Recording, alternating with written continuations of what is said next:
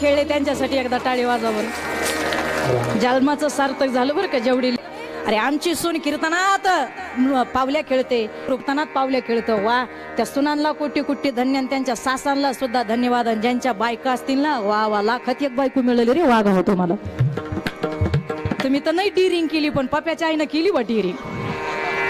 तिच्यामुळं तर घर जिवंत आहे. नाही तर काय आहे तुमचं महाराज. कीर्तनात लाचलं पाहिजे. तुम्हाला एक सांगू का, आज तुमचे लेकर दादा, अमोल दादा, दादा बरं का, रुपेश दादा कार्यकर्ते हो, आज तुमचे लेकर हे कीर्तनात ह्या लेकराचं बघून थोड्या पावल्या खेळायला लागले. लक्षात तुम्ही कन तुमच्याच का लय जीने करी तयार होती बा. आता काय खरं नाही महाराज. एवढे गोडवाने लेकर नृत्य केलं. ऐका महाराज, हा परमार्थ जिवंत ठेवला खेड्यापाड्यातल्या मायांनी ना आयांनीच. बघा नाही लेकरं किती गोड आणि पावल्या खेळतात. हे लेकरं किती भारी. या माय मावल्या रे आनंद इथंच हो. ती खेड्यापाड्यात बरं आहे. ते शिट्टीमध्ये गेलं ना, ती शिट्टीतल्या आईला जर म्हणलं चला 7 ते 9 कीर्तने, 8 ते 10 कीर्तने, तुमची दिदी पावल्या खेळण, हरिपाठात फुगल्या खेळण, ती शिकलेली आई एव्हा तेव्हा विश्वबाई शीतलताई कसं बाई ते मंडपात जायचं, नाचायचं, पावल्या खेळायचं. बाई गावातले लोक काय म्हणतील बाई, शी बाई. नाही नाही बाई, आम्ही खूप रिच फॅमिलीतले लोक आहे आणि आमची गुड्डी आमचा पप्या जर कीर्तनात असे नाचले, पावल्या खेळल्या तर लोक काय म्हणतील, शी बाबा. ती बाई त्या पुरीला हरिपाठाला फुगड्या खेळू देत नाही, पावल्या खेळू देत नाही, हरिपाठाला येऊ देत नाही, कीर्तनाला येऊ देत नाही. पण त्या बाईची पुरगी गावात जर डीजे वाजायला लागला आणि तिची गुड्डी जर डीजे पुढे अंग हालायला लागली, मग ती काय म्हणती, पाना माय गुड्डीच्या अंगात कसा ताल आहे. हा, माई गुड्डी कशी अंग हालू राहिली. तू गुड्डी जावा एखादा गड्ड्या घेऊन पडून तर डोक्यात उजेड पडून. तर तो डोक्यात उजेड नाही पडायचा दादा, लक्षात ठेवा. हो, येड्याला बायको कळत तर तुम्ही आम्ही कोण आहे बाबा. येड्याला आणि बायका नवऱ्याला लई बोला त्या, अशा बोला त्यात बाई तोंडाला हाडच नाही का यांच्या जिबीला. अशा गप्पा गप नवऱ्याला बोला त्यात बाई, लय गप्पा गप अशा बोला त्यात नवऱ्याला. बायकोनी बाई, पिंटेच पप्पा तुम्हाला झाडावर चढता येतं का. तो म्हणे नाही बा. ती म्हणे बाया तुमच्यापेक्षा माकडं बरी. फुल टेन्शन मला आलं. ते गाय रानात गेलं, दत्तू तात्याच्या महाराज वाड्याला भाला मोठा कवळी एवढा लिंबू होता. दत्तू तात्याच्या लिंबावर चढायचं, भरू भरू उतरायचं, सुरू चढायचं, भरू भरू उतरायचं.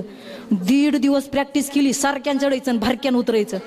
घरी आला आणि बायकोला मला, ऐक आता मला झाडावर चढता बी येतं, उतरता बी येतं. ती म्हणे बाया तुमच्यात माकडात काय बदल राहिला.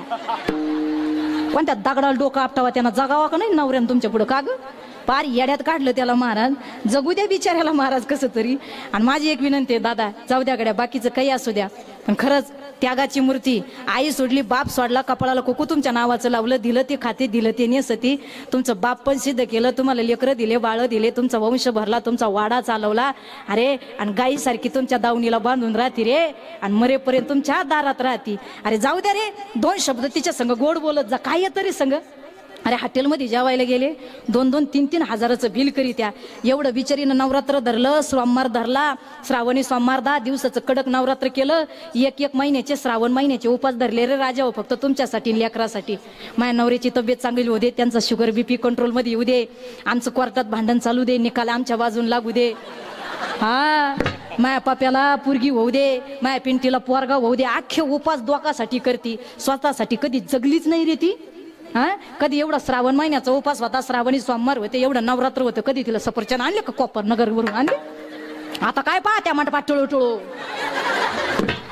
आता ते तिकडून तिला पाहतंय, आता काय सफरचंद आणून उपयोगी महाराज, जेव्हा खाऊ घालायचे तेव्हा नाही खाल्ले. अरे कधी येताना तिला उपास असल्यावर नवऱ्यानं मोकळं नाही यायचं, 2 कवयना चकोत, 1 कवयना डाळिंब, 1 कवयना सफरचंद घेऊन यायचं, बसून पुढं खाऊ घालायचं. लक्षात ठेवा, अरे काळाची गरज आहे. अरे तुम्हाला कळतच नाही, तुम्हाला जर सोयाबीन सोंगायची असेल, तुम्हाला कापूस याचायचा असेल, तुम्हाला जर रोप निंदायचा असेल किंवा रोप चिमटायचा असेल, काय करायचं नाही, फक्त हिच्या संग गोड बोला. अरे लय भोळ ये, लय भोळ आहे महाराज ये. तिला फक्त म्हणा दमली का आणि जेवली का, बाई गुडियाला झेंडू बाम सोडीन पण तुम्हाला भजीच तळीन महाराज. लय भोळी का तू कत बाया लय गोड बोलला गे पप्याचा बा, थांबा बसा भजे तळी ते भजे. एवढं भोळ आहे महाराज ते. आणि बायको संग कधीतरी गोड बोला. अरे एवढा स्वयंपाक करते, कधीतरी तिचं कौतुक करा, कधीतरी म्हणा चांगली भाजी, कोथिंबीर टाकली, काय लसूण टाकला, ती तिकडून किचन मधून आली, गापचे तिकडा. आता एवढं बोलल्यावर याला करंट लागायला पाहिजे होता ना. तो नाही का 25 वर्ष लग्नाला झाले पण एवढी भारी भाजीत कधीच नाही झाली. आज भाजीची टेस्ट लईच आवरे, काय फोडणी दिली, काय जिरे टाकले, काय कोथिंबीर टाकली, काय कढीपत्ता, ती म्हणे गपचे तिकडा. ती म्हणे पण लईच भारी भाजी झाली. 25 ती आली पळत आणि त्याच्या पुढचं ताटच वडलं. 25 वर्ष करू करू घातलं तवा नाही एवढं कौतुक गायलं. आणि आजच सरपंचीन बाईची इथून भाजी आणली तर काय कौतुक चाललं. कळलं तुम्हाला. अरे राजा हो, मावळ्या हो, जेवायला बसल्यावर आपल्या ताटात आलेली वाट्या सुद्धा तुम्हाला कळणार आहे. वाट्या आपल्या ताटात आलेली वाटी आपली का शेजारची, मला लय अवघड काम आहे. बाया माणसाने एखाद्या कार्यक्रमाला गेले ना, बाया माणसाला अपेक्षा राहते, बाई गाडीवर नवरा बायको बसले, वर्ष श्राद्धाच्या कार्यक्रमाला चालू, तिने बाई आपण त्यांना लय करेले, ते कराय धरायला चांगले पावशे, ते वडगाव गुप्त्याचे माणसं लय चांगले, ते काय असे तसे का रोटत जमिनी त्यांच्या, आपणही त्यांना लय केलेलं आहे, ते पण आपल्याला चांगली साडी देणार आहे. आज अशी मोकळू बाई नवऱ्याच गाडीवर बसवती बाई महाराज, जातीबाई वर्ष श्राद्ध तिथं महाराज. आता त्यांच्या मागे ते बामणाचे पिंडन ते एवढी पूजा करायची, ते कीर्तन ते महाराज त्यांच्या मागे लई राहत. आता गडबडीत काय ध्यानात राहत नाही महाराज. मी म्हणते करायदार राहिले चांगली माणसं. आता ही जाती अपेक्षा मला चांगली साडी मिळणार आहे महाराज. आता हिनं केलेलं आहे म्हणून हिला वाटतं मला रिटर्न येईल बा. अहो नियमच तसा आहे, तुम्ही गुड बाय केलं तर आम्ही रामकृष्ण हरी म्हणणार आहे, तुम्ही हरिओम केलं तर आम्ही राम राम म्हणणार आहे ना. रिटर्न ऑफ द गिफ्ट तुम्ही केलं तर आम्ही करणार आहे. तसं महाराज ती गेली, तिथं कार्यक्रम झाला पार महाराज 1 वाजले, तो बाबा गेला, गायक गेले, त्यांचं मिटवलं, तरी ती बायका येईल काही म्हणा ना बा. ही 3दा जायची, येते बरं का मामी, तिने